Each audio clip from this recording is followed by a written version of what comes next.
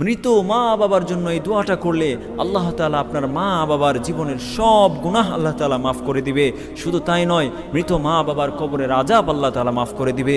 চিরস্থায়ী আল্লাহ তাআলা মৃত মা বাবাকে জান্নাতুল ফিরদাউসের মেহমান আল্লাহ তাআলা বানায় নিবে।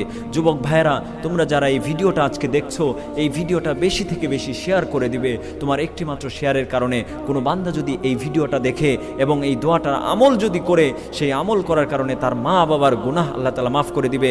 ওই মা বাবাকে আল্লাহ তাআলা জান্নাত দান করবে এবং এই আমলের সওয়াবটুকু কিন্তু তোমার আমল নামায়ও লেখা হবে। এই জন্য ভিডিওটা তোমরা বেশি থেকে বেশি শেয়ার করে দিবে। দোয়াটা আমি বলে দিচ্ছি, দোয়াটা আপনারা সবাই আমার সাথে ঠুটে ঠুট মিলিয়ে বলবেন। সকলেই পড়ুন আমার সাথে। রব্বির হামহুমা কামা রব্বায়ানি সগীরা।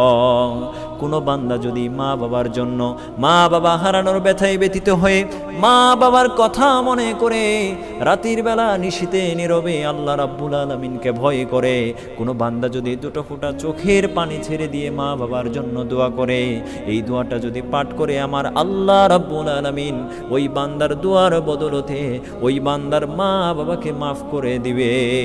ওই মা বাবার সকল গুনাহ আল্লাহ তাআলা মাফ করে দিবে। সুবহানাল্লাহ।